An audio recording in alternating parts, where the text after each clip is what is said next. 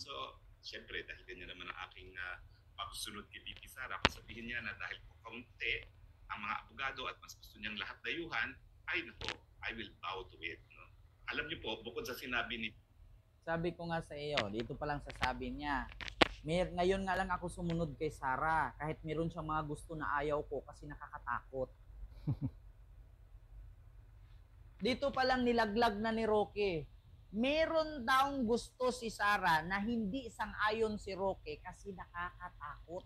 Yo. Ngayon lang daw siya sumasang-ayon. So means to say, titiwalag nga siya kasi merong gagawing kababalaghan ang lola pusit ninyo. Mahirap magtiwala dyan sa pusit na yan. Ngayon lang daw siya sumunod. Dati hindi siya sumusunod. Diba? Kasi nakakatakot daw. Narinig nyo naman. O, merong gagawing kababalaghan. Ay, sigurado. Pero alam ko na hindi dapat. No? Oh, di. So, nakakatakot talaga yan. Ganyan naman ang aking pagsunod kay VP Sara. Kung sabihin niya na dahil po kaunti ang mga abogado at mas gusto niyang lahat dayuhan, ay nako, I will bow to it. No? Alam niyo po, bukod sa sinabi ni VP Sara na kailangan ayusin muna ito para makakonsentrate rin ako dun sa depensa ng presidente, pero hindi pa po sigurado, nakasama ko ha. Lilinawin ko lang po yan. Sabi lang yan, sige, ayusin mo yung asylum mo, no? Yung mere fact na nag-apply ako, yan yung nagbigay sa akin ng karapatan na hindi na ako pwedeng makabalik sa Pilipinas. Maski pa kumuha sila ng warrant of arrest, maski pa sila mag-file ng extradition, malinaw po yan dahil ito po ay matter of convention rights. Nakasulat po talaga yung non-refumayan, yung pinaka-importante karapatan ng asylum seekers, hindi mapabalik dun sa lugar na kung sa sila nanggaling. Natural, kasi pag ako pinabalik dyan, kukulong ako na unavailable. Sa isang kaso na human trafficking na walang ebidensya.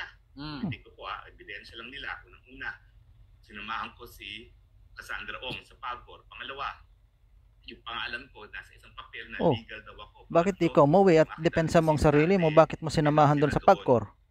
Actually, sa totoo lang, makakasuhan talaga siya ng human trafficking. Bakit? Una, kung alam ni Harry Roque sa sarili niya na wala siyang ginawang kasalanan at hindi siya gumawa ng mali, bakit hindi niya haharapin yung kaso harapin niya mo. Kasi ikukulong daw siya na non-bailable. Alam na niya sa sarili mo, abogado ka eh. Di ba? Abogado ka. Alam mo sa sarili mo kung anong tama, ano ang mali. Ngayon, kung mali ang Pilipinas, bakit hinahabol ka at nagtatago ka? Simple logic lang. Diba? Alam niya. Mga correct. Sa akin, hindi tayo mga abogado. Abogado siya. Kung alam niya sa sarili niya na hindi siya mali, harapin niya. Marap siya. Bakit magtatago siya sa the Netherlands at hindi siya uuwi? So means to say, guilty siya. May kasalanan siya. Alam niya may kasalanan. Diba? Abogado siya, alam niya. Kaya bakit ayaw niyang umuwi ng Pilipinas? Pinagluloko. Alam niya sa sarili niya na Pinagluloko niya mga tao. Wala akong kasong human trafficking, di ba? Ma'am Yamalais, Ma'am Lilito Nini, o Ma'am Silpa Gori, hello po. Wala akong ginawang ganyan, wala akong ginawang ganun, alam ko sa sarili ko. Pero alam niya na pag umuwi siya ng Pilipinas, ikukulong siya ng non-bailable. Takot. Makulong siya ng non-bailable. Bakit? Ayaw niya umarap. Ikaw, ganito sa mga pelikula na ating pinapanood mga kababayan, ganito yan eh. Pag may kaso ka, wag mo nang patagalin. Bakit? Lalaki lumalala at tataas ang sentensya mo kapag magtatago ka. Correct. Ngayon, ilang buwan na si Roqueng hinahanap, hindi nagpapakita at hindi sumuko. So the more na matagal, the more na tataas ang sentensya niya. So ngayon, pag umuwi siya ng Pilipinas, kung halimbawa, instead na ang pagkakulong niya 20 years lang, magiging 50 years yun. Bakit? Tumataas eh. The Barker Studio in Canada. Maraming salamat sa yung $3 super sticker. Thank you so much po. Yeah, sir, Ken, totoo ba yung rape case ni Digong? Mamaya, tatalakayin natin yung rape case na yan. Mamaya, pag-usapan natin yan. Yeah?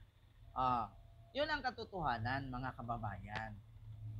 Takot. Diba? Nako, ito na. Nadulas na siya. May gagawin si Sara. Ito, actually, ito yung sinabi niya. Nilaglag na niya. Dinaglag na si Sara. Pusit. Sabihin ni Bibi Sara. At yan yan po ay walang halong kaplastikan.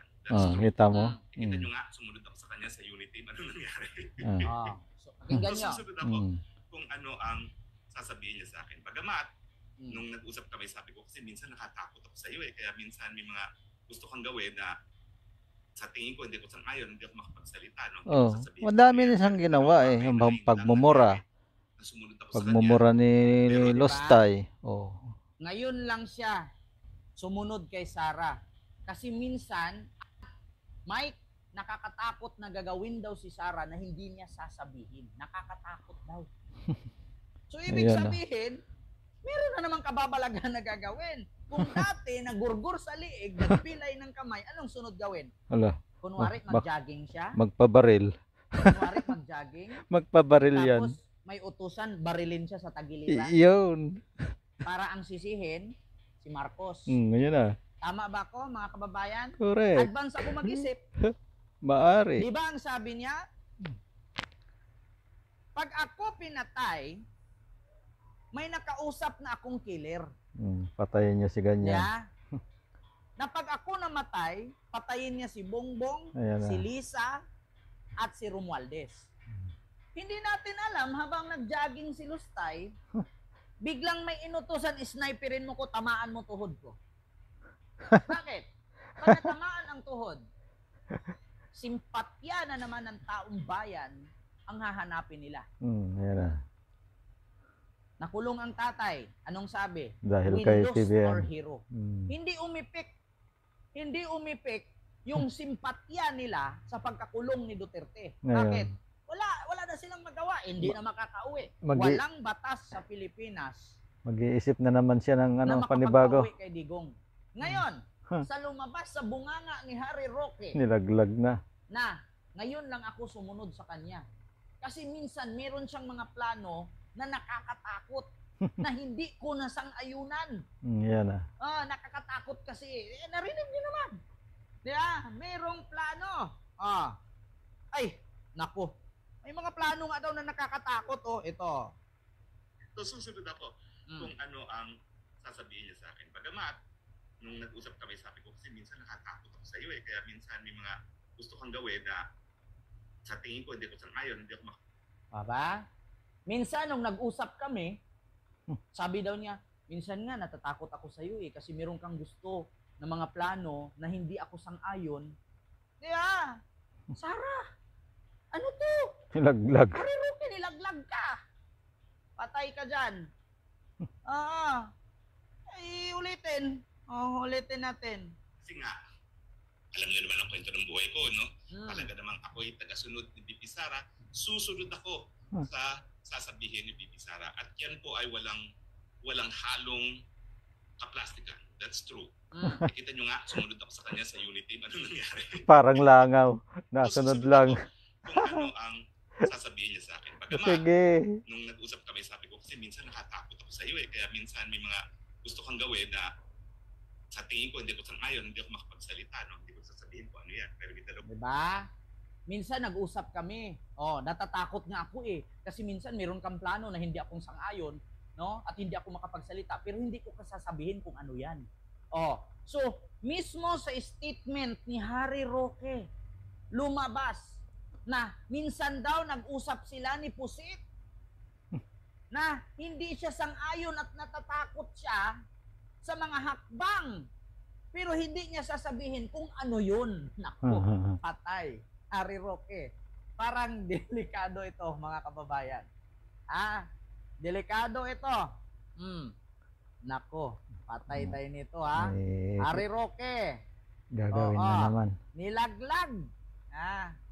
Nako. Patay tayo dito. Plano ni Sarah.